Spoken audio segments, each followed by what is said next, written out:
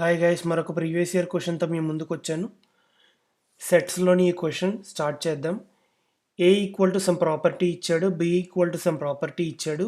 ఏం అడుగుతున్నాడంటే A intersection B యొక్క కౌంట్ అడుగుతున్నాడు. సో మాడ్యులస్ ఎక్కడైనా మీరు చూస్తే సెట్స్లో అది ఖచ్చితంగా కార్డినాలిటీ ఆర్ కౌంట్ అని మీరు అర్థం చేసుకోవచ్చు.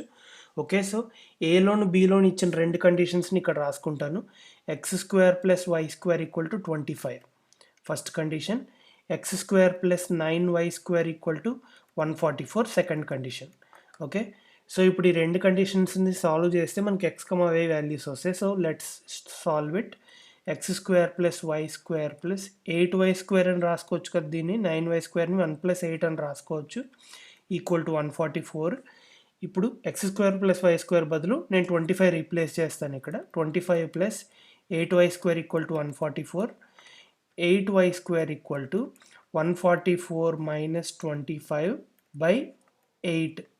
ఈ 8 కూడా ఇక్కడికి తీసుకొచ్చేస్తే రైట్ హ్యాండ్ సైడ్కి y² = 144 - 25/8 which is equal to 119/8.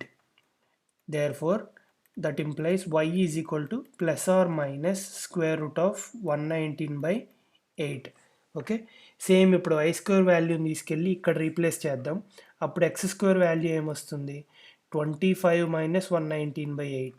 Because y² బదులు 119/8 రీప్లేస్ చేసి దాన్ని రైట్ సైడ్కి తీసుకొస్తే 25 - 119/8 which is equal to 200 - 119/8 which is equal to 81/8.